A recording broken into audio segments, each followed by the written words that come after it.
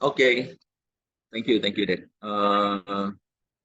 Kita mau ini dulu ya, kita mau bahas dulu tentang bahan yang pertama ya.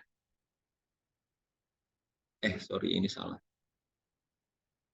Bahan yang tidak disupport yang pertama. Ya, ini dia. Oke, jadi ini adalah khotbah Dad Edu ya, yang di khotbahkan tanggal 6 Agustus 2023, minggu pertama Agustus. Saya melihat ada beberapa variasi ya akhirnya yang ada yang terjadi atau yang beberapa variasi khotbah lah yang dibuat oleh Dad Edu ya. Biasanya dia bicara soal bagaimana melayani, bagaimana bertempur begitu ya, bagaimana mengasihi orang gitu ya, lalu berbuat orang lain gitu ya. Tapi beberapa minggu ini, kayaknya 2 bulan ini ya, dia bicara soal tentang kebesaran Tuhan, dan ini salah satunya adalah memuji Tuhan ya, supaya kita tidak melupakan segala kebaikan. Nah, ayat ini diambil dari Mazmur 103 ayat 1 sampai 2 ya. Dari Daud, pujilah Tuhan hai jiwaku, pujilah nama yang kudus, hai segenap batinku, pujilah Tuhan hai jiwaku, janganlah lupakan segala kebaikannya ya. Nah, kalau teman-teman membaca materi ini sebentar sekali ya, cuma tentang kesaksian pencipta lagu Amazing Grace. Lalu Dededu bicara bahwa ya Tuhan itu dahsyat dan mampu menolong kita gitu. Saya udah dengerin lagi khotbahnya, memang ada beberapa hal yang menurut saya menarik ya, dan saya ingin sharekan juga buat teman-teman. Nanti kita sama-sama diskusi aja ya. Nah, ada pertanyaan nomor 2 yang menurut saya cukup menggelitik lah ya, cukup menarik. Ini pertanyaannya, mengapa pemazmur harus memerintahkan jiwanya untuk bersyukur? Nah, justru saya mulai dari sini ya, karena dari ayatnya itu pertama, pujilah Tuhan hai jiwaku ya. Nah, mungkin sebelum masuk nanti materi, boleh juga 2-3 orang sharing dulu kebaikan Tuhan yang paling berkesan ya, selama hidup mereka lah. Jadi supaya setiap orang itu bisa memahami bahwa ada kebaikan Tuhan yang sangat berkesan, yang mereka bisa ingat terus-menerus gitu ya. Nah, mungkin 2-3 orang aja cukup supaya menjadi perwakilan gitu ya, bahwa memang ada nih hal-hal yang sangat luar biasa yang akhirnya menjadi memori ya buat buat kehidupan perjalanan kita di dalam Tuhan. Nah, lalu setelah itu kita bahas soal pujilah Tuhan hai jiwaku ya. Nah, mungkin ini bisa menjadi sesuatu yang menjadi penekanan ya buat teman-teman di Bleskom, member Bleskom, bahwa memuji Tuhan itu harus dipaksakan gitu. Pujilah Tuhan hai jiwaku. Pujilah Tuhan itu harus didorong, dibuat disengaja gitu ya. Bukan karena perasaan, bukan karena kondisi, bukan karena suasana, dan tidak juga tergantung waktu. Jadi kita, apapun kondisinya, kita paksakan, kita harus dorong jiwa kita untuk memuji Tuhan. Nah, ini yang dilakukan oleh Daud. Daud memaksakan jiwanya ya, pujilah Tuhan hai jiwaku. Jadi memuji Tuhan itu betul-betul tidak tergantung suasana, kondisi, tidak tergantung waktu. Kita harus memaksakan diri kita memuji Tuhan. Dan sangat baik sekali kalau itu sudah menjadi budaya hidup kita ya. Jadi suatu keseharian di dalam hidup kita, jadi satu rutinitas gitu di dalam hidup kita. Bagaimana kita selalu memuji Tuhan setiap hari ya. Jadi ini yang saya dapatkan tentang pujilah Tuhan hai jiwa gitu ya. Nanti mungkin kita bisa sharing. Lalu yang kedua, jangan lupakan segala kebaikannya. Jadi kenapa bilangnya segala kebaikannya ya? Kalau yang saya dapatkan adalah ternyata memang banyak kebaikan Tuhan dalam hidup kita. Makanya dikatakan segala kebaikannya. Gitu ya. Nah, jadi kalau kita mengingat kebaikan Tuhan, sebenarnya nggak cuma satu gitu. Kalau tadi kan yang pertama kita minta satu orang menyebutkan satu atau menceritakan satu kebaikan. Tapi kalau kita ingat-ingat lagi, ada banyak sebenarnya kebaikan Tuhan buat kita, dan itu menjadi alasan kita untuk memuji Tuhan ya. Nah, jadi kalau misalnya dalam kondisi kita tidak baik, maka yang kita harus lakukan adalah untuk kita memaksakan jiwa kita memuji Tuhan, adalah kita mengingat kebaikan-kebaikan apa yang Tuhan sudah lakukan dalam hidup kita. Nah, kalau belum menemukan apapun, ya at least pujilah Tuhan karena Dia sudah menyelamatkan kita dari maut, ya. Dia sudah menebus dosa kita, ya. Itu di ayat, ada sebenarnya di ayat selanjutnya sih ada, ya. Di ayat 103 ayat 3. Katakan Dia yang mengampuni segala kesalahanmu, yang menyembuhkan segala penyakitmu. Dia yang menebus hidupmu dari lubang kubur, yang memahkotai engkau dengan kasih setia dan rahmat. Dia yang memuaskan hasratmu dengan kebaikan, sehingga masa mudamu menjadi baru seperti pada burung kejauhan. Jadi ini yang Daud sampaikan, bahwa ketika dia memuji Tuhan, dia mengingat ini semua, kebaikan Tuhan ini, yaitu Dia ampuni segala kesalahan kita, ya. Lalu Dia sembuhkan segala sakit penyakit kita. Mungkin boleh juga yang share sakit apa yang disembuhkan, gitu. Boleh juga. Lalu yang menebus hidup kita dari lubang kubur, ya kita semua yang sudah diselamatkan, sudah menerima Yesus, pasti ditebus ya dari lubang kubur. Lalu memahkotai kita dengan kasih setia dan rahmat, memuaskan hasrat kita dengan kebaikan, ya. Jadi Tuhan memberikan kebaikan demi kebaikan, ya. Ketika kita bekerja, ketika kita berbisnis, ketika kita melakukan pelayanan dalam keluarga kita, ya. Tuhan memberikan kebaikan demi kebaikan, ya, dalam hidup kita. Nah, mungkin itu yang bisa membuat yang harus kita ingat, ya, supaya kita bisa memuji Tuhan. Meskipun saat ini kondisinya sulit mungkin, ya. Kondisinya nggak menyenangkan, kondisinya kayaknya banyak beban berat, ya. Tetapi bagian kita adalah tidak melupakan segala kebaikan untuk kita bisa memuji Tuhan. Nah, lalu yang kedua, ini saya dapatkan waktu OCM, ya, waktu Mas Agung bawain firman Tuhan. Dia bilang kita memuji Tuhan, kita bersyukur bukan karena kalau misalnya kita dalam kondisi sakit, kondisi berat, lagi ada masalah, ya, dalam kondisi yang mungkin tidak menyenangkan buat kita, ya, kita memuji Tuhan tetap, kita bersyukur tetap, tapi bukan bersyukur untuk masalah yang kita hadapi, bukan bersyukur untuk kesulitan yang kita hadapi, tapi kita bersyukur untuk janji-janji Tuhan di dalam hidup kita, yang memberikan janji bahwa kita akan dikuatkan, bahwa kita akan dilepaskan dari masalah kita akan mendapatkan kemenangan, ya. Kita akan mendapatkan kesembuhan. Jadi janji-janji itulah yang membuat kita bersyukur, membuat kita memuji Tuhan. Ini yang saya dapatkan dari OCM kemarin, ya, waktu Mas firman. Jadi ini menarik buat kita, ya. Jadi kita punya kebiasaan yang diharapkan, ya, semua member Blesscom punya kebiasaan memuji Tuhan, bahkan dalam kondisi-kondisi tersulit, dalam kondisi-kondisi yang mungkin nggak menyenangkan, ya. Nah, lalu kita juga dengar dari Dek Edu, ya, dari khotbahnya itu bagaimana Tuhan menyelamatkan beliau, ya, dari maut bahkan berkali-kali, ya.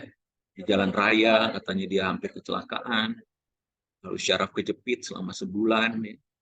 Saat ini nggak ada keluhan sama sekali. COVID 80% paru-parunya putih, ya. Dan sudah dibilang ke Sam anaknya, ya siap-siap aja, ya, siap-siap meninggal gitu, ya, siap-siap lewat. Mam Eli juga COVID 60% paru-parunya putih, ya. Lalu Siska anaknya juga kanker payudara. Lalu saya ingat cerita Priscilla, ya. Priscilla COVID di Amerika, tapi waktu itu lagi badai salju, jadi dia nggak bisa keluar, nggak bisa ke dokter, ya, nggak bisa dapat pertolongan apapun, nggak bisa dapat obat, tapi bisa sembuh, ya, karena Tuhan yang menyembuhkan. Dan ya itu yang disampaikan oleh Edu, ya, Tuhan meleputkan mereka semua dari semua masalah, dari semua pergumulan itu, ya, Tuhan meleputkan mereka. Dan karena itu ya sepatutnya lah, ya, dan Edu sekeluarga memuji Tuhan. Dan saya yakin juga kita juga mengalami hal yang sama, cuma mungkin kadar dan derajatnya aja yang beda-beda, ya. Tapi kalau sampai saat ini kita masih hidup, masih melayani Tuhan, artinya Tuhan meluputkan kita dari banyak hal yang mungkin bisa mencelakakan kita. Nah, itu kebaikan Tuhan yang perlu kita ingat dan kita hargai supaya kita bisa memuji dan menyembah, memuji dan menyembah Tuhan, ya.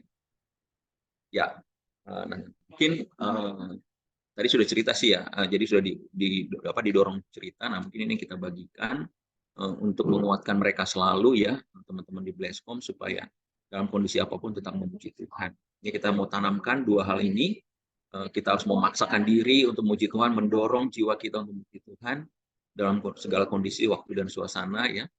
Lalu juga kita memuji Tuhan dengan mengingat segala kebaikannya dan janji-janjinya dalam hidup kita. Nah, mungkin kalau saya usulkan nanti di akhir Blesscom, ya, bila memungkinkan, tempatnya memungkinkan, ya, mungkin bisa sama-sama memuji Tuhan. Jadi mungkin dipimpin oleh satu orang, kita bernyanyi memuji Tuhan, ya, lagunya yang mengagungkan Tuhan, ya, yang memuji kebesarannya, gitu ya, yang lagu-lagunya yang mengenai anugerah Tuhan, kebaikan Tuhan, ya, janji-janji Tuhan gitu di dalam hidup kita, mungkin itu bisa dinyanyikan, dan kita ajak mereka untuk mengingat ketika bernyanyi, kita memuji, kita ajak mereka untuk mengingat, ya, kebaikan Tuhan. Ini nggak boleh ada yang diam, nggak boleh ada yang mulutnya tertutup, ya, tapi semuanya memuji Tuhan. Mungkin kita berharap itu bisa membuat satu, sorry, ya, kita berharap itu bisa membuat pengalaman baru juga, ya, mungkin buat orang-orang yang baru, ya, orang-orang yang belum mengenal Tuhan, yang baru mengenal Tuhan, mungkin ini ke ini, ya.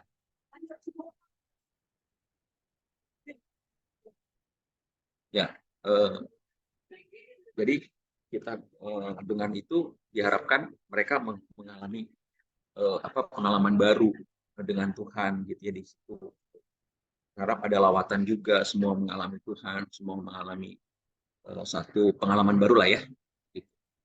Nah, nanti setelah memuji Tuhan sama-sama, mungkin boleh dikasih satu insight terakhir, ya, bahwa setelah memuji Tuhan itu kita mengalami ketenangan, lalu mengalami kedamaian, ya, sehingga kita bisa menguasai diri kita. Karena firman Tuhan bilang orang yang sabar melebihi seorang pahlawan, orang yang menguasai dirinya melebihi orang yang berebut kota. Ya, meskipun masalahnya masih besar, belum ada solusinya, tapi ketika kita tenang, menguasai di dalam hadirat Tuhan, maka kita seperti orang yang lebih bahkan, ya, dari orang yang berbeda. Ya, itu yang share materi pertama. Mungkin ada yang mau ditanyakan atau mungkin ada yang mau sharing juga, boleh, silakan. Tambahan mungkin.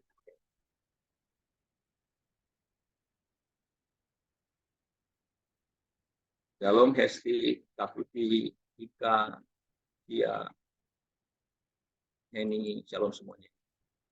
Gimana? Ada tambahan nggak, teman-teman? Atau ada pertanyaan? Bang, Kalau belum boleh.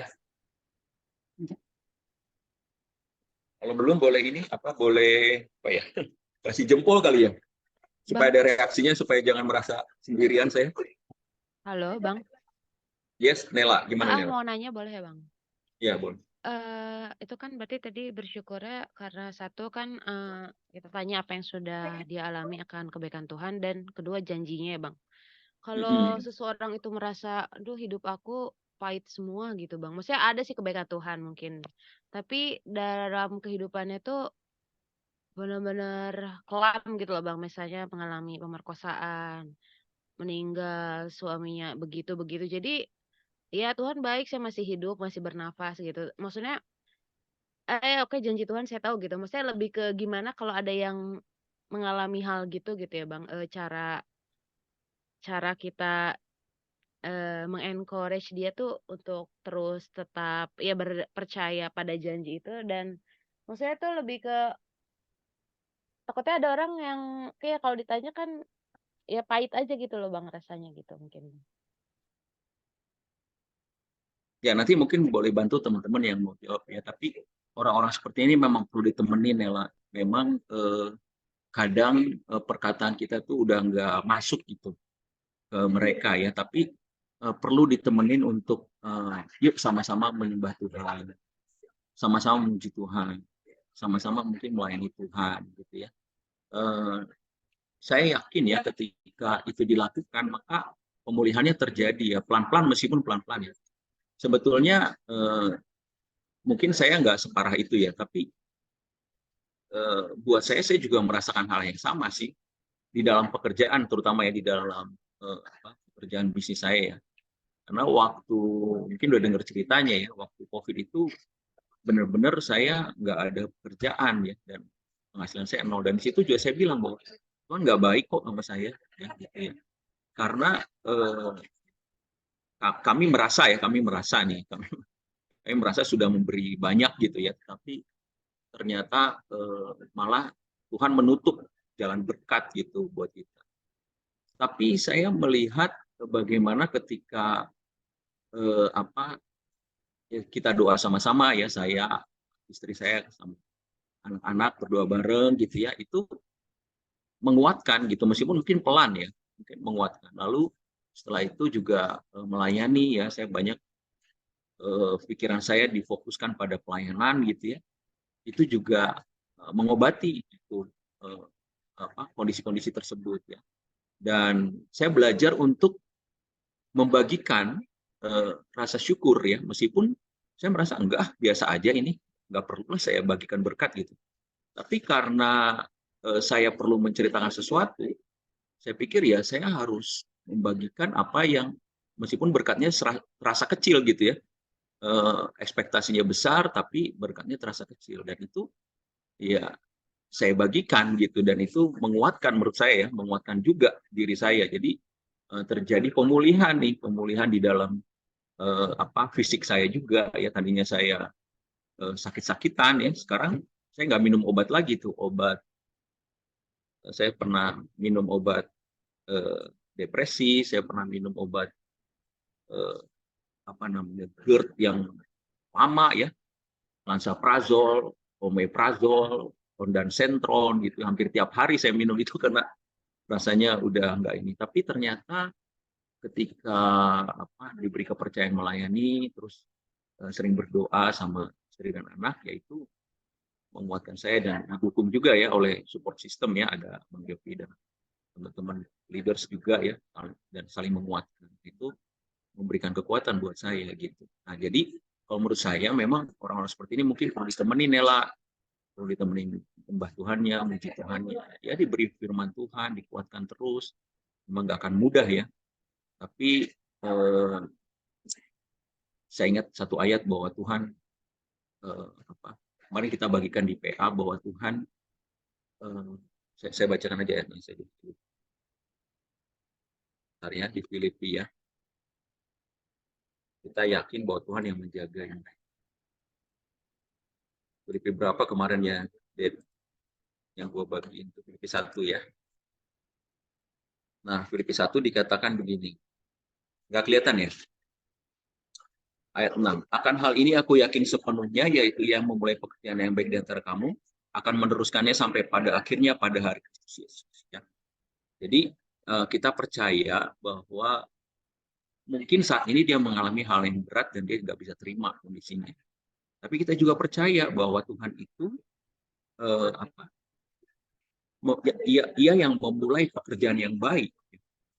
Kalau Tuhan sudah mulai pekerjaan baik di dalam hidup dia, maka Tuhan akan meneruskannya sampai pada akhirnya pada hari Kristus Yesus. Dan kalau di bahasa Inggrisnya itu bukan cuma meneruskan, tetapi menyempurnakan, perfectnya, completion and perfectness. Jadi dia akan pekerjaan Tuhan akan diselesaikan dan akan sempurna di dalam kehidupannya. Jadi nggak usah dipaksakan, nggak usah kita seakan-akan kita mau membuat dia jauh lebih baik, nggak bisa juga ya. Kita percaya bahwa Tuhan lah yang akan menyempurnakan janjinya di dalam kehidupan. Jadi kalau mindset kita begitu, cara berpikir begitu, kita lebih tenang dan percaya bahwa Tuhan menjaga dia. Yakinlah suatu saat dia pasti akan pulih, pasti akan balik, pasti akan bersyukur, memuji Tuhan dengan sepenuh hati. Ya. Silakan teman-teman kalau ada yang mau nambahin, atau silakan Nela. Oh, ada tambahan lagi Nela? Enggak Bang, cuma mau bilang makasih. Thank you Bang. Thank you. Ya sama-sama. Ayo ada lagi mungkin yang mau nambahkan pada Nela? Bang Carlos kali yang juga mengalami pergumulan ya. Saya nambahkan Bang Carlos. Bang. Belum dulu Bang. Nah, silakan Bang. Masih mikir Bang. Masih. Karena Bang Carlos juga kayaknya pergumulannya ini juga, tough juga nih. Saya yakin nih. Ada berkat-berkat yang bisa dibagikan Bang Carlos. Nggak ada ya? Oke. Ada lagi yang lain? Silakan. Bang, Oke, nah mungkin sekarang Bang, kita... silakan, Den. kalau sedikit. Ya, mungkin sharing sedikit ya. Jadi memang mengajak orang untuk bilang Yesus baik ketika dia mengalami sebuah kegetiran gitu ya, sebuah kepahitan dalam hidupnya itu tidak mudah gitu ya. Eh, ada satu renungan kalau teman-teman baca renungan malam pro entry ya, mungkin nanti teman-teman bisa scroll-scroll lagi ke atas. Itu di hari yang ke-25 ditulis ditransformasikan oleh kesulitan gitu, transform by trouble. Ada satu ayat yang cukup menarik. Bentar. Roma 8 ayat 28 sampai 29 dibilang kita tahu sekarang bahwa Tuhan turut bekerja dalam segala sesuatu untuk mendatangkan kebaikan bagi mereka yang mengasihi Dia, yaitu bagi mereka yang terpanggil sesuai dengan rencana Tuhan. Sebab orang yang dipilihnya dari semula, mereka juga ditentukannya dari semula dan untuk menjadi serupa dengan gambarannya. Di renungan ini dibilang, terlepas dari penyebabnya, tidak ada masalahmu yang dapat terjadi tanpa izin Tuhan. Segala sesuatu yang terjadi pada seorang anak Tuhan sudah terfilterisasi oleh Bapa, dan ia bermaksud menggunakannya bagi kebaikan, bahkan ketika setan dan yang lainnya maksudkan bagi keburukan. Nah, ini sebuah poin yang menarik ya, mungkin nanti teman-teman bisa sampaikan kepada orang-orang yang mengalami itu. Memang bukannya kita mendinai masalahnya ya, jadi kita tidak bermaksud untuk membuat, masalah lu sebenarnya biasa aja, lu jangan terlalu lebay lah gitu kan. Atau gitu doang lo masa gitu aja sebel sama Tuhan ya, kita tidak berusaha membuat kondisi dia seakan-akan tidak punya empati gitu ya. Kita tidak mau terlihat kita tidak punya empati dengan masalah dia. Ya kita terima dia dengan masalah-masalahnya, kita tahu itu sudah pernah terjadi, tapi mungkin salah satu penekanan yang disampaikan di renungan itu bahwa terlepas dari alasan kenapa itu terjadi, mungkin itu ada kesalahan lu, ada bagian lu melakukan kesalahan, ada kelalaian lu dan sebagainya, tapi percaya bahwa segala sesuatu itu sudah Tuhan rencanakan untuk mendatangkan kebaikan gitu. Nah, cuman jadi kenapa kita mengajak untuk di Blesscom ini untuk memuji Tuhan, karena di ayat ini bilang kita tahu sekarang gitu. Ya mungkin kamu belum tahu, tapi one day lu akan tahu kenapa itu terjadi, kenapa itu lu alami, dan one day lu akan tahu bahwa itu semua mendatangkan kebaikan. Tapi one day itu lu nggak akan pernah bisa alami kalau kita tidak ambil keputusan untuk mau menyembah Tuhan, bahkan ketika situasi sulit sekalipun. Mau tanya Tuhan, Tuhan kenapa sih ini terjadi? Tuhan apa sih alasan di balik ini semua gitu ya? Nah, itu akan kita dapati, akhirnya kita bisa bilang, akhirnya gue tahu sekarang gitu ya, menggenap firman ini gitu, ketika dia memilih untuk menyembah Tuhan, untuk memandang kebaikan Tuhan, untuk memandang Tuhan bukan pada masalah-masalahnya.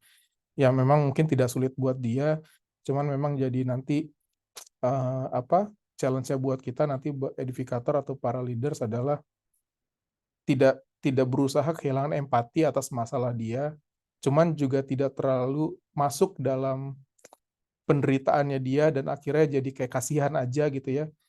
Tapi kita punya sebuah sikap untuk saya mengerti bahwa permasalahanmu cukup berat gitu ya. Tapi boleh nggak di Blesscom ini ayo untuk bisa memandang kepada Tuhan, untuk bisa melihat bahwa Tuhan mendatangkan kebaikan loh, ada sesuatu kebaikan, ada sebuah rencana Tuhan yang ajaib yang Tuhan mau kerjakan dalam hidup lo. Dan itu kita mulai dengan menyembah Tuhan. Mungkin nanti dibawanya ke arah sana, Nela.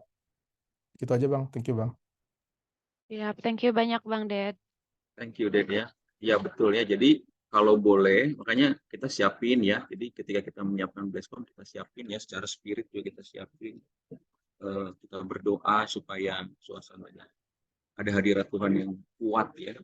Jadi makanya tadi saya minta untuk teman-teman di akhir sesi bisa sama-sama menyembah Tuhan. Masa nggak ada satu kebaikan pun ya yang bisa diingat ya.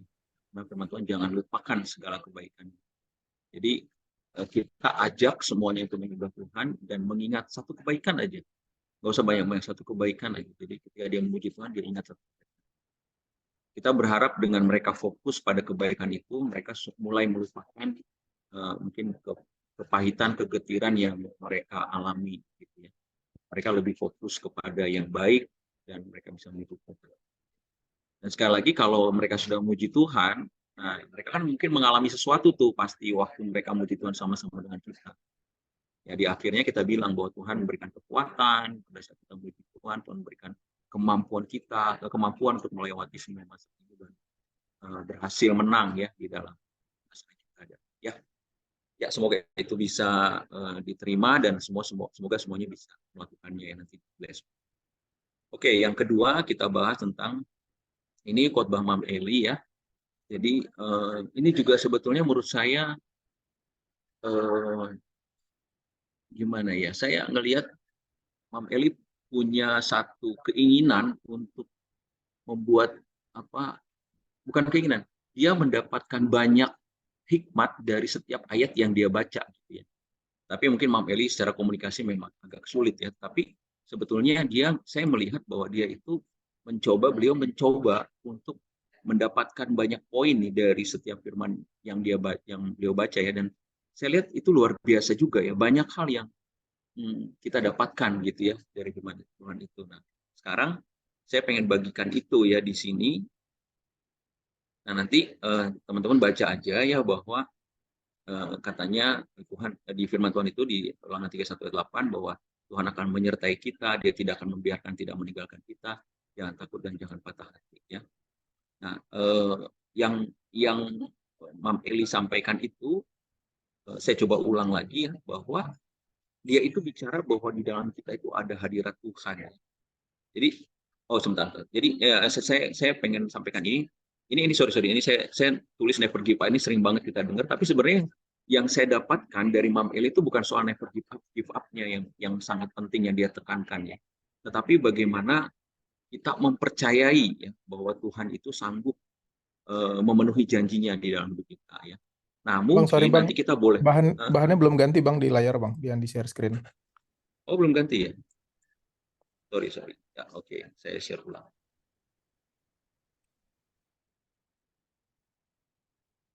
Ya, oke. Ya. Ini sudah ya? Ya, sudah? Sudah Bang, sudah. Oke. Sebab Tuhan, dia sendiri akan berjalan di depanmu, dia sendiri akan menyertai engkau, dia tidak akan membiarkan engkau, tidak akan meninggalkan engkau, janganlah takut dan jangan patah hati ya. Jadi di sini itu ada janji Tuhan lah yang disampaikan oleh Tuhan kepada Yosua, pada bangsa Israel lebih tepatnya ya. Tapi pada saat itu Yosua dan Kaleb lah yang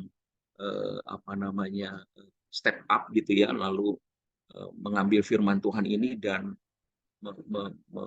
merangkulnya, mengambilnya sebagai satu janji Tuhan, dan akhirnya mereka yang masuk ke dalamnya ya.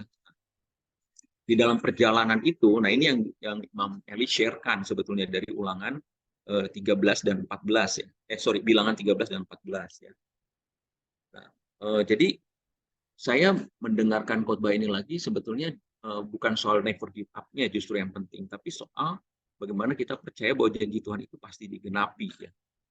Sini, nah mungkin boleh nih dimulai dengan bertanya ya sama teman-teman di Blesscom. Kira-kira, karena ini judulnya Never Give Up ya, kira-kira pernah ada yang mau menyerah nggak? Atau bahkan pernah menyerah nggak dengan kondisi yang dialami? Ya, boleh share, siapa tahu nih tiba-tiba ternyata pernah ada yang mau bunuh diri lah, siapa tahu ada yang mau melakukan kejahatan lah ya, karena mereka give up gitu, karena mereka menyerah dengan keadaan ya. Hal apapun lah ya, mungkin siapa tahu ya, boleh share gitu. Boleh share supaya kita bisa mendapatkan suasana tentang suasana menyerah itu ya. Ambience menyerah itu kita pengen lihat apakah banyak terjadi gitu ya di member Blesscom. Nah, lalu kita mau bicarakan soal kontennya ya. Jadi sebetulnya Mam Eli banyak bicara soal pertama hadirat Tuhan ya. Bahwa hadirat Tuhan itu ada bersama dengan kita. Nah, ini yang jadi penting sebetulnya. eh, apa dia mau bilang bahwa kita ini itu di ayat Yohanes 1 ayat 12 ya, semua orang yang menerimanya diberi kuasa supaya menjadi anak-anak Allah, yaitu yang mereka yang percaya dalam namanya. Jadi dia mau bilang bahwa kita ini anak-anak Tuhan loh, hadirat Tuhan itu bersama dengan kita loh. Lalu saya tambahkan juga dari Yohanes 1 ayat 4 ayat 4, kamu berasal dari Allah anak-anakku dan kamu telah mengalahkan nabi-nabi palsu, sebab roh yang ada dalam kamu lebih besar daripada roh yang ada dalam dunia. Jadi karena Tuhan, kita sudah menjadi anak Allah, hadirat Allah bersama dengan kita, roh Allah ada dalam kita, maka sebetulnya tidak ada yang bisa mengalahkan kita. Kira-kira begitu ya. Kita itu punya kuasa, gitu ya. Memang Ameli kan banyak bicara tentang kuasa. Nah, jadi karena ada hadirat dalam hidup kita, maka kita punya kuasa. Nah, jadi kita nggak perlu takut, nggak perlu ragu-ragu, gitu ya. Karena ada kuasa di dalam hidup kita. Kita melangkah kemanapun pasti berhasil karena ada kuasa. Ya, masalah yang kita belum mengalaminya, poinnya bukan di situ gitu ya. Poinnya adalah bagaimana kita terus mempergunakan kuasa yang dalam diri kita untuk terus percaya bahwa janji Tuhan itu akan nyata di dalam hidup kita ya.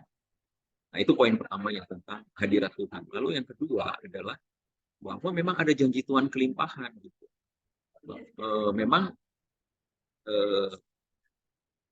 ini kan ada banyak kontroversi ya, banyak sekali yang bilang bahwa kita banyak ngomongin kemakmuran gitu ya. Tapi sebetulnya memang ini janji Tuhan, negeri yang penuh dengan susu madunya itu persis disebutkan oleh Tuhan untuk bangsa Israel. Jadi bukan soal kemakmuran ya, tapi soal apa yang Tuhan katakan. Bahwa Tuhan memang berjanji bahwa kita akan mendapatkan kelimpahan. Negeri yang penuh dengan susu dan madu. Nah, Mam Eli juga ceritakan ada satu wanita yang mana sih gitu ya susu dan madunya, mana sih negerinya gitu. Ya kita mau punya mindset dulu bahwa ada janji Tuhan nih buat kita kelimpahan. Negeri yang penuh dengan susu madu. Bagaimana kita mencapainya itu another thing ya, tapi ada satu poin yang perlu kita pegang sekali di dalam kehidupan kita, kehidupan member-member kita ya, member-member Blesscom kita, bahwa ada janji Tuhan kelimpahan. Saya pengen saksikan ada satu orang di Blesscom kami ya, itu ini benar-benar mukjizat sih menurut kami itu. Benar-benar anugerah Tuhan banget. Usia di 47 tahun, perempuan ditinggal suami, anaknya 2 nggak sekolah, tidak ada penghasilan sama sekali. Coba jualan ini itu, coba masak, coba apa, nggak berhasil. Tapi ketika masuk Blesscom, kita berdoa bersama-sama. Ya saya percaya ini teman-teman juga alami ya. Saya cuma pengen share aja apa yang kami alami, supaya ini juga menjadi kekuatan juga ya buat teman-teman semua. Jadi ketika dia mengikuti Blesscom, dia percaya bahwa Tuhan akan menolong, lalu mulai cari-cari pekerjaan, puji Tuhan, dia dapatkan pekerjaan yang gajinya layak sekali gitu di atas UMR, jauh di atas UMR, dan itu membuat dia lebih tenang hidupnya. Dan puji Tuhannya lagi di tahun inilah anaknya yang nggak sekolah itu dua-duanya masuk sekolah negeri, satu di SMP negeri, satu di SD negeri. Itu satu berkat yang luar biasa ya. Dan kemarin waktu PA dengan Eva, dia bilang, wah saya nggak mau main-main lagi sama Tuhan. Betapa baiknya Tuhan buat saya. Dia bilang gitu. Enggak. Kalau saya main-main dengan Tuhan, itu saya kurang ajar banget, dia bilang. Berkat Tuhannya itu enggak terkatakan. Bahkan dia saat ini dipercayakan untuk memegang satu proyek yang mendapatkan tambahan uang setiap harinya gitu ya. Berapa ratus ribu gitu setiap hari. Jadi dia benar-benar merasakan betapa kebaikan Tuhan itu bertubi-tubi menyerang dia gitu ya. Dan karena itu dia mulai perpuluhan, teman-teman. Dia sejak mendapatkan gaji dia langsung perpuluhan, dia nanya rekening Tuhan, dia nanya rekening di KD Center, betapa Tuhan bekerja dahsyat di dalam hidupnya gitu ya. Sehingga dia benar-benar ngalami nih negeri yang penuh dengan susu dan madu. Sekali lagi kadar kita berbeda-beda ya teman-teman, nggak bisa disamakan negeri yang penuh susu dan madu itu seperti apa buat setiap kita ya. Tapi buat dia itu sudah susu dan madu. Karena selama ini dia nggak ada penghasilan, nol ya. Dia harus ngutang sana sini ya. Ke kami juga ngutang, tapi sekarang puji Tuhan dia mulai bayar hutangnya. Ya luar biasa deh. Luar biasa banget. Setiap hari dengerin Hillsong ya di di kantornya gitu ya. Cuma itu ya menjadi berkat lah. Ya bersyukur gitu ya apa yang terjadi. Jadi janji Tuhan tentang kelimpahan itu pasti ada buat kita ya. Apa sekali lagi kadarnya berbeda-beda, tetapi itu janji Tuhan buat kita. Nah itu yang kedua ya, poin kedua. Jadi jangan deny itu, maksudnya ayo accept aja gitu, terima aja bahwa ada janji Tuhan kelimpahan.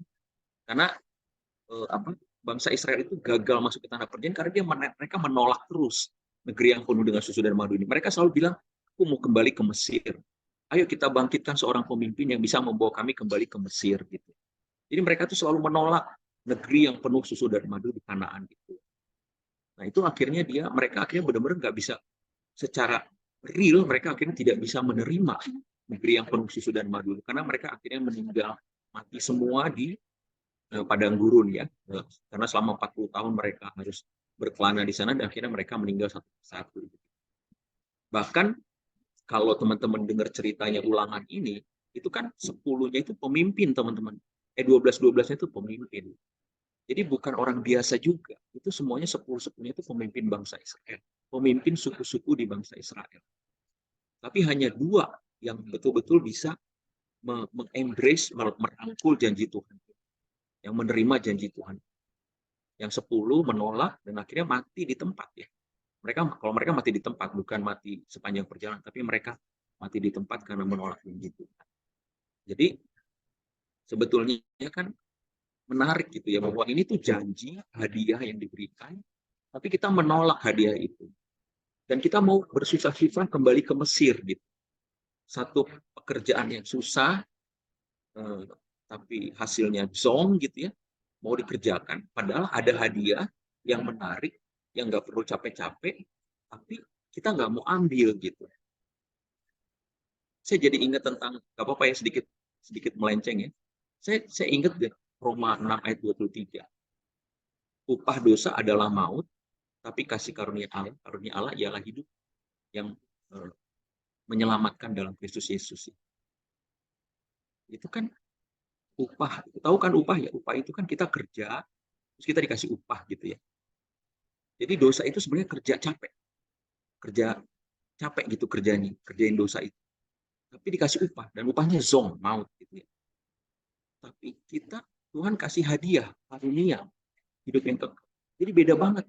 Kita capek-capek kerja di dalam dosa, upahnya maut. Tapi kita dengan tenang menerima hadiah dari Tuhan, tapi ada bangsa Israel yang menolak. Ada orang-orang yang menolak, padahal hadiah gitu ya. Sama seperti ini, persis. Kalau hadiah kan tinggal diterima aja, terus nikmati aja hadiah itu seperti apa. Kalau kita dikasih hadiah, misalnya dikasih Mercy, hadiah ya mobil biasa Avanza misalnya, dikasih Avanza. Kan kita tinggal, kalau dikasih hadiah kan tinggal nikmati aja. Nikmati aja mobilnya. Gunakan sebagaimana mestinya gitu. Jadi sama nih seperti ini. Jadi jangan sampai kita sendiri menolak satu hadiah yang baik yang Tuhan berikan buat kita. Dan lebih memilih untuk bersusah-susah kembali ke tanah Mesir gitu ya. Dan upahnya adalah zong tadi, maut tadi gitu ya. Ya, mungkin ini bisa ditekankan juga pada teman-teman di Blesscom. Ayo terima janji Tuhan kelimpahan yang penuh susu dan madu. Lalu yang ketiga, jadi saya coba daftarkan pros dan cons ya pada saat waktu Yosua atau teman-teman bangsa Israel mau masuk ke dalam kota Yeriko ya waktu itu ya, dan mereka memata-matai ya. Tapi ada pros dan cons-nya. Pro-nya adalah berlimpah-limpah susu dan madunya, hasil anggur, buah delima, dan buah ara yang bagus. Tapi ada cons-nya banyak nih. Bangsa yang diam tuh di situ kuat ya. Lalu kotanya bertubuh sangat besar. Lalu ada keturunan Enak, keturunan raksasa.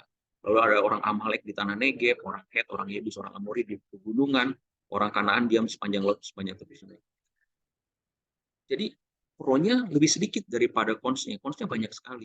Nah, sebetulnya perintah Musa itu, perintah Yosua itu justru mau tahu pro dan kontra ini gitu. Tetapi yang jadi masalah adalah ketika kita tahu banyak kontranya, kita langsung ciut dan kita bilang kita nggak bisa mencapai itu, mendapatkan janji Tuhan. Nah, mungkin itu yang mengecewakan akhirnya ya. Jadi meskipun banyak kontranya, kalau itu sudah janji Tuhan, kita ambil aja gitu. Kita Kita berdoa, kita usahakan untuk meraih itu. Kita berdoa, kita datang kepada Tuhan, kita mau ambil itu, kita mau raih itu. Nah, yang lebih sedih adalah mereka tuh membuat asumsi. Yang pertama adalah negeri yang telah kami lalui untuk diintai, suatu negeri yang memakan penduduknya. Padahal itu mereka bilang itu kabar busuk. Kalau baca, teman-teman baca. Itu mereka membuat kabar busuk. Bahwa negeri yang diintai itu negeri yang memakan penduduknya. Lalu semua orang yang kami lihat di sana adalah orang-orang tinggi-tinggi perawakannya. Ya, lalu ya orang enak berasal dari orang-orang raksasa. Nah, yang terakhir itu adalah inferiority kompleksnya mereka. Kami lihat diri kami seperti belalang, demikian juga mereka terhadap kami.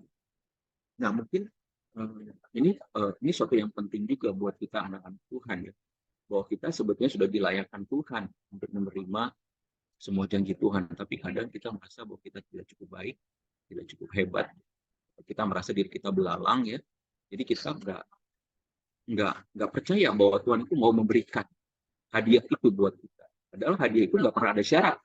Kalau kerja ada syarat, upah itu ada syarat, kita harus bekerja. Tapi hadiah itu tidak pernah ada syaratnya.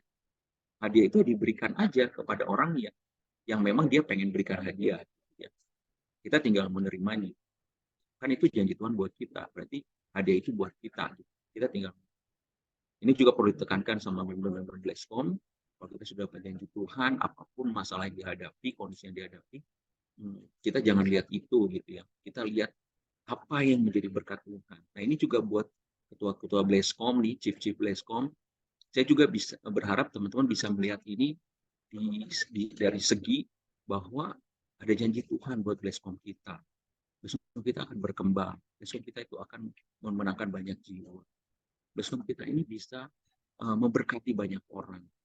Blesscom kita ini akan memulihkan banyak orang, menyembuhkan banyak orang, memenangkan banyak orang, membangkitkan banyak orang, membawa banyak orang datang kepada Tuhan. Nah, mari kita lihat dari sisi itu, gitu ya. Dari sisi pro itu, bahwa ada buah-buah yang akan dikasih. Mungkin kontranya banyak. Ini orang lama, orang-orang ini susah diatur, gitu ya. Orang-orang ini nggak peduli, gitu ya, sama Blesscom kita. Gua aja gitu yang pusing. Teman-teman, saya pengen bagi berkat juga ya. Di tempat kita ada satu orang. Dan sebetulnya menurut banyak orang itu orangnya agak sulit sekali untuk dilayani. Karena kritis, banyak protes. Ya.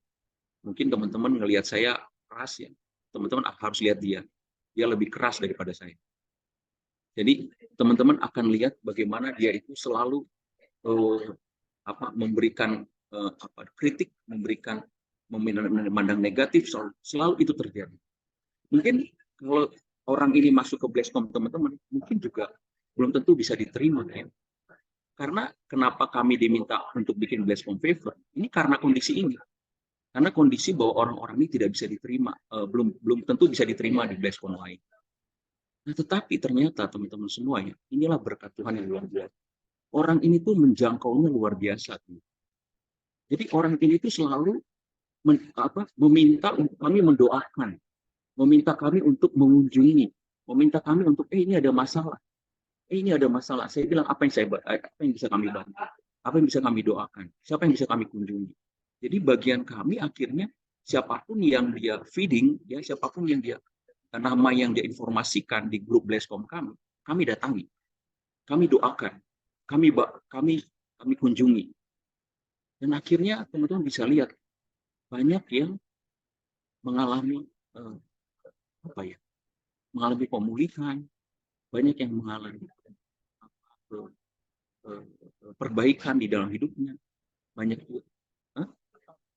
yang mengalami pertobatan, bahkan dari yang lain ya, dari keyakinan yang lain, mereka akhirnya menerima Yesus sebagai Tuhan dan Juru Selamat.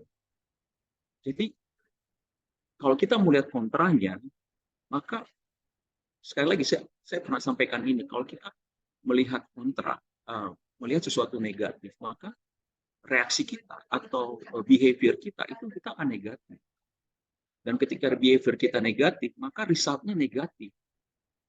Jadi kalau kita melihat bahwa Blesscom kita nggak akan pernah berkembang, maka kita tidak akan melakukan apa-apa karena behavior kita akan negatif.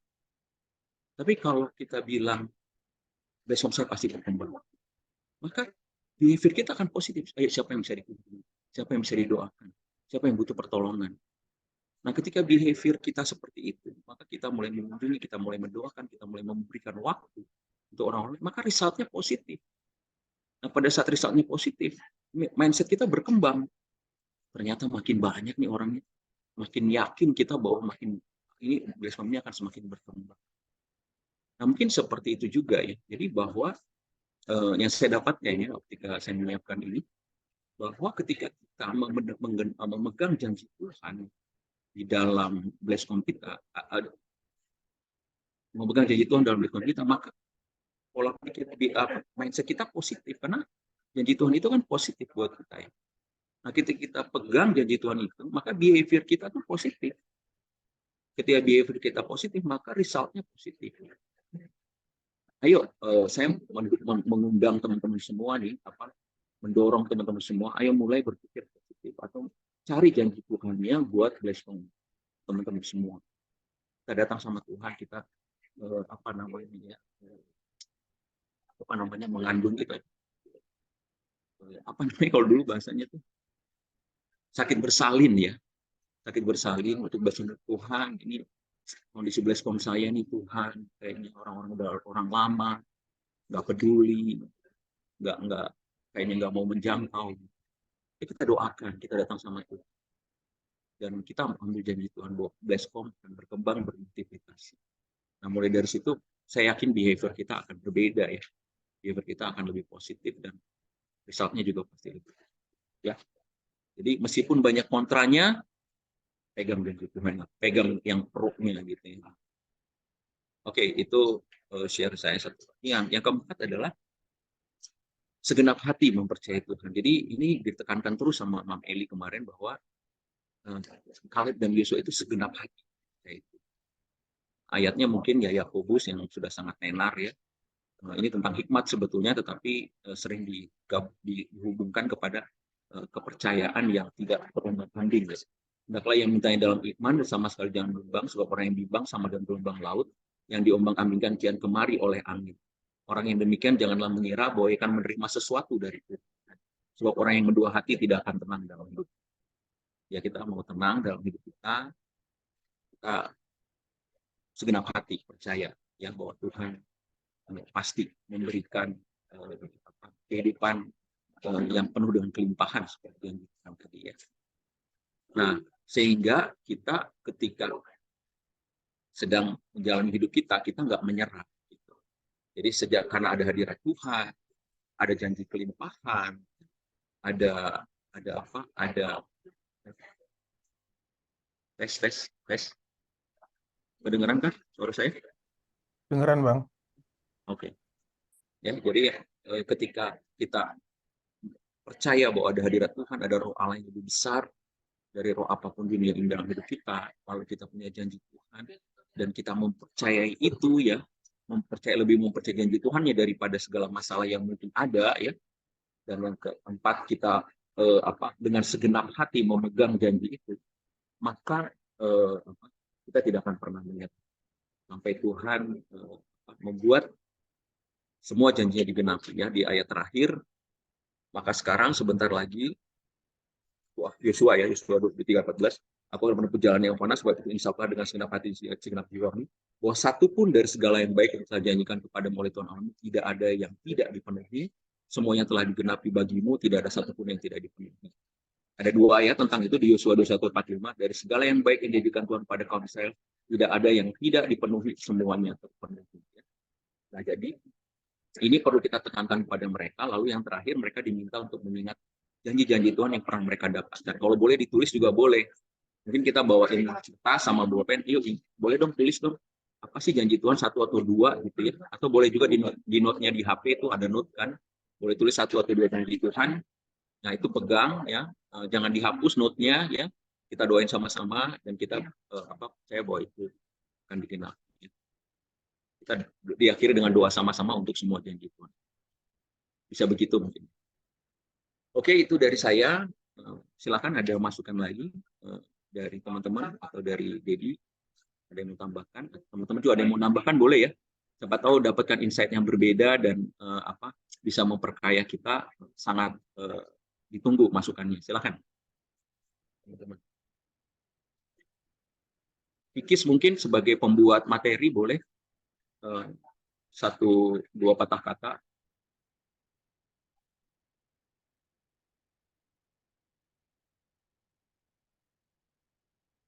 Oh, tidak ada ya? Tidak ada, teman-teman. Kalau belum ada, boleh kasih apa ya, reaksi apa kayak gitu, jempol kayak apa, supaya Saya saya boleh tahu. dikit, Bang? Oh, boleh, silakan ya. Ya, dikit aja karena waktu dengar khotbah ini saya cukup merema ya. Sebenarnya ada di layar nih, Bang, yang Mana? boleh ke atas lagi dikit, Bang. Yosua 23 Ya. ayat. Yosua 23. Ini ya. Oh, sebentar.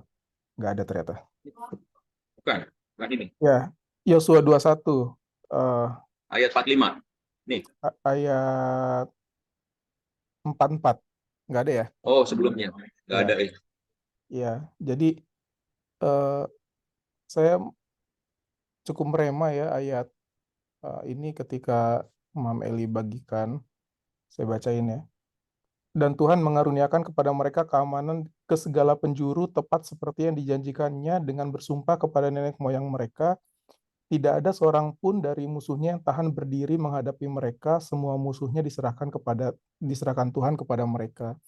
Nah, ini suatu yang menarik ya. Jadi kalau saya secara pribadi ketika dengar khotbah ini, betul Tuhan menjanjikan tanah perjanjian untuk bangsa Israel, tapi ada satu hal juga yang Tuhan sebenarnya janjikan gitu, bukan cuman terkait bangsa ini masuk ke tanah perjanjian gitu, bahwa Tuhan sebenarnya pengen angkat mereka sehingga tidak ada satupun musuh yang tahan berdiri menghadapi mereka. Jadi masuk ke tanah perjanjian adalah satu hal, tapi yang sama pentingnya buat Tuhan adalah membuat mereka bisa tahan berdiri menghadapi setiap musuh. Inilah kenapa akhirnya yang masuk ke sana tidak semua gitu ya. Kalau saya pikir-pikir, ya juga ya. Kenapa nggak semua? Karena memang Tuhan pengen orang-orang yang masuk itu nanti adalah orang-orang yang pegang janji Tuhan dan punya mentalitas ini gitu. Punya mentalitas bahwa saya adalah orang yang terima janji Tuhan, sehingga tidak ada satupun musuh yang bisa tahan berdiri di hadapan saya. Nah, itu mirip dengan apa statementnya Mam Eli ya di khotbah ini, walaupun ujung-ujungnya GC ya. Teman-teman mungkin pernah dalam posisi, aduh GC lagi gitu. Cuman Mam Eli sampaikan bahwa konglomeratnya dari dalam gitu. Ini yang cukup merema buat saya gitu, bahwa GC ini bukan sekedar janji GC ini lunas ya, tapi GC ini adalah janji untuk melahirkan konglomeratnya dari dalam. Sampai akhirnya saya mikir, ini penerjemahan saya aja ya, teman-teman bisa nggak setuju gitu ya. Sampai saya mikir, iya juga ya kenapa GC belum lunas ya gitu ya. Kan mudah sekali buat Tuhan bawa satu orang kaya gitu ya, konglomerat untuk melunasi GC, atau membuat Pak Alexander Teja gitu ya, akhirnya udah deh gratis GC ini buat kalian gitu. Nah, saya pikir mungkin melunasi GC adalah satu hal, tapi satu lagi yang terpenting buat Tuhan yang sama pentingnya dengan GC adalah melahirkan konglomeratnya dari dalam. Ini akhirnya bikin Tuhan sama kayak bangsa Israel, oke, gue nggak mau sekedar ngasih tanah perjanjian nih buat lu bangsa Israel, tapi gue pengen jadiin lu orang-orang yang kuat menghadapi segala musuh dan tidak ada satupun yang bisa bertahan di hadapan lu. Nah, untuk mencetak orang-orang kayak gitu, lu perlu lihat dulu masalah yang secara mata gitu ya, faktanya seperti apa. Lu akhirnya merasa bahwa akhirnya terseleksi sendiri tuh mana orang-orang yang percaya bisa mengalahkan, punya identitas yang benar dan mentalitas yang benar, dan percaya bahwa mereka bisa mengalahkan musuh-musuh itu, dan terseleksi orang-orang yang akhirnya merasa identitasnya salah, bahkan berkata-kata yang lebay gitu ya, bangsa itu akan memakan kita gitu, padahal nggak dilihat kan bangsa itu kanibal gitu, memakan manusia. Jadi satu yang merema buat saya adalah bahwa oke, janji Tuhan, tanah perjanjian buat kita satu hal, tapi hal yang sama pentingnya adalah menjadikan kita orang-orang yang seperti yang Tuhan mau gitu. Nah, mungkin gitu juga di Blesscom kita ya teman-teman ya. Jadi kadang kita ketemu orang-orang sulit, kalau tadi Bang Sudung bilang orang-orang sulit gitu ya. Ya, satu sisi, satu janji Tuhan adalah Blesscom kita akan diberkati gitu. Blesscom kita akan diberkati.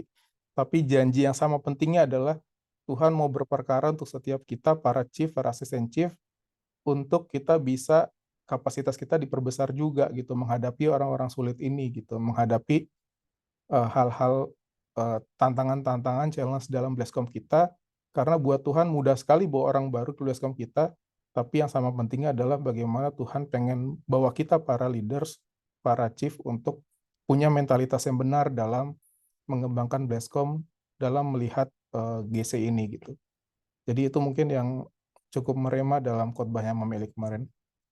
Thank you, Bang. Thank you, Dad. Keren ya. Ya, betul bahwa konglomerat ini dari kita. Ya, luar biasa. Oke, ada masukan lagi, tambahan mungkin.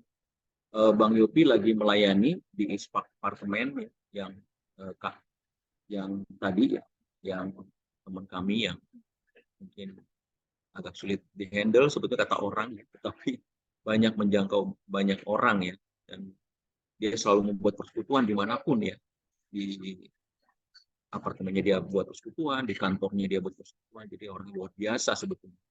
Cuma memang biasa orang luar biasa itu biasanya juga punya keinginan kuat, dan kalau ada sesuatu yang mungkin nggak sesuai ya dia berbicara gitu ya. Ya itu unik lah ya, unik, setiap orang itu unik di hadapan. Dan Bang Yopi lagi berbicara, lagi melayani khotbah. Linda lagi sama Bang Benito lagi ada meeting konsumsi dasar besok. Oke, ada lagi? Kalau silakan teman-teman, ada mau share tentang Blesscom-nya, ada yang mau dibagikan, ada yang mau disampaikan, boleh 1-2 orang sebelum kita tutup. Sampai jam 9 saya batasi. Ya, teman-teman ada? Atau ada yang mau didoakan, atau bagaimana, ada pergumulan, silakan teman-teman. Di sini tempat kita sharing, curhat ya, support system kita di sini. Ada? Titin mungkin ada, Titin? Henny selamat ulang tahun ya Henny. Siapa nih? Silakan. Saya belum ada Bang, thank you. Siapa nih?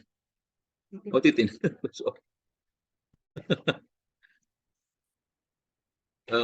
Siapa nih? Ada yang mau Henny itu Poge, kali Bang. Henny... Kesaksian Bang yang baru dapat beasiswa ke Australia Bang. Oh siapa? Ika. Oh Nela. Oi Nela. Ayo Nela, saksian Nela sebentar. Selamat ya Nela ya. Mana Iya Nela? Bang, iya Bang.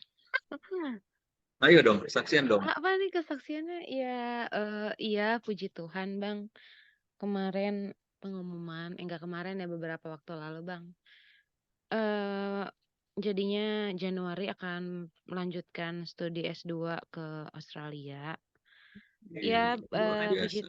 Ya itu mungkin kalau di list kebaikan Tuhan salah satunya itu ya Bang ya. Karena udah lama pengen, tapi kayak banyak tantangan dan rintangan. Tapi ya tadi Tuhan baik dan akhirnya bisa dapat kesempatan ini Bang. Demikian Bang. Bang Deddy nih spill aja nih. Kan biar rahasia gitu loh Bang.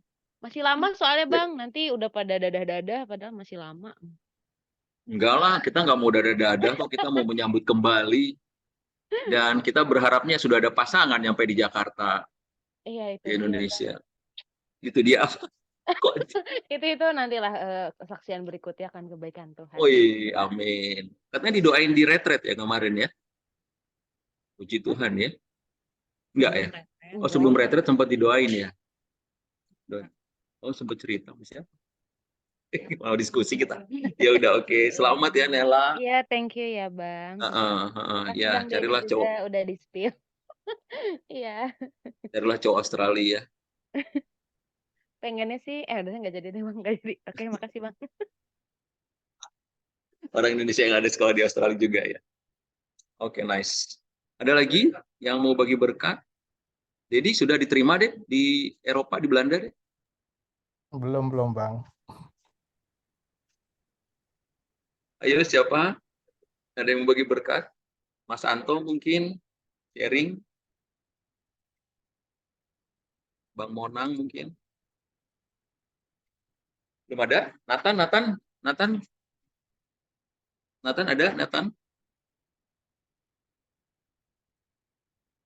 Nathan?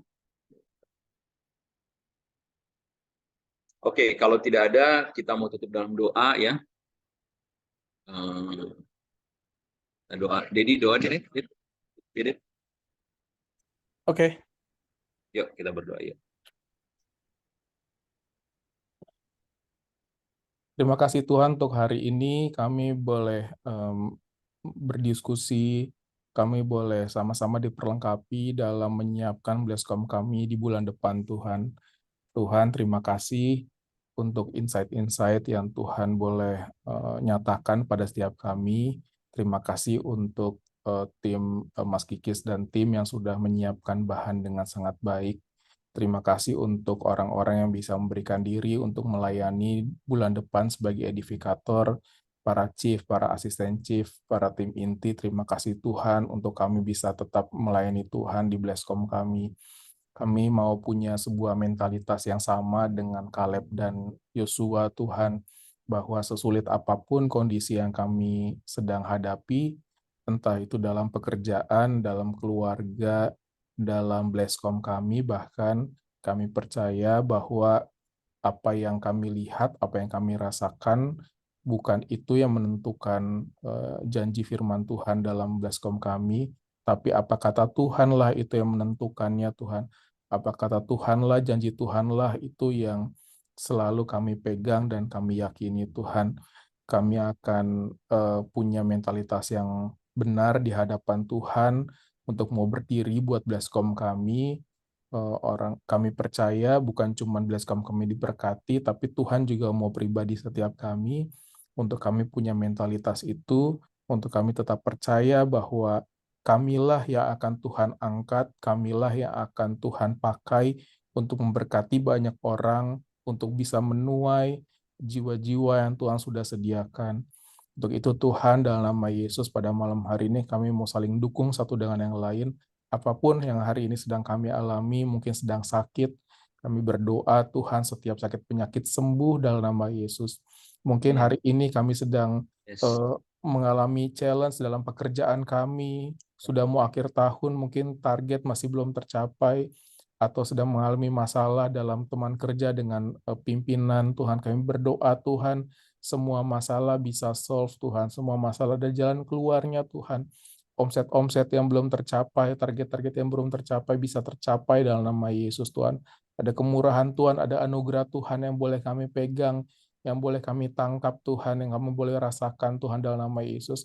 Kami mau pegang janji Tuhan itu, kalau Tuhan bilang kami akan bersinar Tuhan seperti bintang-bintang Tuhan. Kami percaya Tuhan, kami pun akan bersinar dalam karir kami, dalam bisnis kami Tuhan, mengalami peningkatan Tuhan dan percepatan. Kami mau tetap pegang dan percaya Tuhan dalam nama Yesus Tuhan. Dan juga berdoa mungkin hari-hari ini sedang mengalami masalah mengenai hubungan Tuhan, baik itu dengan orang tua, dengan pasangan Tuhan, dengan rekan kerja, bahkan mungkin dengan anak-anak Blesscom atau pekerja-pekerja di Blesscom. Kami berdoa dalam nama Yesus Tuhan. Kami berdoa Tuhan itu tidak membuat kami down, tapi itu membuat kami semakin mengandalkan Tuhan, membuat kami semakin mau percaya terhadap jalan-jalannya Tuhan. Kami berdoa dalam nama Yesus, buat kami dewasa, buat kami matang. Ini kami percaya Tuhan, semuanya itu membuat kami bisa lebih dewasa di dalam Tuhan. Kami berdoa dalam nama Yesus Tuhan, para leaders Tuhan di tempat ini Tuhan, para chief, asisten chief, tim inti Tuhan di tempat ini Tuhan, Kami berdoa dalam nama Yesus, kami semakin matang, semakin dewasa di dalam Tuhan. Masalah-masalah bukan buat kami down, tapi membuat kami tetap percaya, buat kami semakin mengandalkan Tuhan, semakin melesat bersama dengan Tuhan. Tuhan yang boleh bentuk karakter kami mau belajar memaafkan, kami mau belajar buat merendahkan hati, kami mau belajar untuk mengutamakan kepentingan yang lain. Tuhan, kami berdoa, Tuhan, kalau Tuhan bilang kepada Simon Petrus, apakah engkau mengasihiku? Dan Tuhan bilang, gembalakanlah domba-dombaku. Buat kami punya paradigma yang benar di hadapan Tuhan, bahwa kami melayani bukan karena kami puas lebih dahulu, tapi karena kami sudah mengasihi Tuhan. Melayani karena bukti kami mengasihi Tuhan. Kami melayani sebagai wujud kami mengasihi Tuhan. Kami mau berdoa dalam nama Yesus, Tuhan. Mungkin hari-hari ini para chief, para asisten chief, setiap kami Tuhan merasa, Tuhan, bukannya saya yang perlu ditolong terlebih dahulu. Kenapa Tuhan malah menghadapkan saya untuk menolong banyak orang? Kami percaya Tuhan, suatu hal yang luar biasa yang Tuhan sudah sediakan bagi setiap kami Tuhan. Kami bukan leaders yang kesepian, tapi leaders yang akan dipuaskan oleh Tuhan. Sudah menerima banyak dari Tuhan dalam nama Yesus Tuhan. Dan kami mau katakan, Tuhan, kami mengasihi-Mu dan kami mau menggembalakan domba-domba-Mu. Kami mengasihi-Mu Tuhan, dan kami mau menggembalakan setiap orang-orang yang kami sedang layani, bahkan orang-orang yang mungkin kami sudah baik, tapi dia malah tidak baik sama kami. Tapi kami mau tetap mengasihi mereka, Tuhan, karena Tuhan sudah terlebih dahulu mengasihi kami, Tuhan. Terima kasih, kami berdoa, mungkin ada teman-teman yang sedang berjuang terhadap suatu hal, berjuang terhadap promosi, untuk dapat beasiswa, atau sedang berjuang untuk menyelesaikan sebuah proyek. Yang percaya Tuhan dalam nama Yesus, pelayanan bukan hal yang menghambat mereka, bukan hal yang menghambat setiap kami. Tuhan, kami percaya ada anugerah Tuhan, tangan kiri kami boleh melayani dengan luar biasa dalam pekerjaan, tangan kanan kami bisa melayani dengan luar biasa dalam keluarga kami, dalam pelayanan kami, Tuhan. Semuanya akan Tuhan jagai, semuanya akan Tuhan pakai menjadi berhasil. Bangsa Israel menerima semuanya yang Tuhan janjikan. Dan kami percaya Tuhan, bagian kami adalah menerima semua yang Tuhan sudah janjikan buat seluruh aspek kehidupan kami. Terima kasih Tuhan, buat kami punya mentalitas itu, bahwa kami sampai ke level iman seperti itu Tuhan. Kami mau berserah sama Tuhan, bukan dengan kuat hebat kami, tapi dengan kekuatan Tuhan. Diberkati setiap kami Tuhan di tempat ini yang sedang dalam perjalanan ke rumah, Tuhan yang berkati, sampai dalam rumah dalam keadaan sukacita tanpa kurang satu apapun. Dalam Yesus, haleluya, amin. Amin. Thank you semuanya, teman-teman. Terima kasih Sehat-sehat Bang selalu Sudung, ya. Bang Dedi.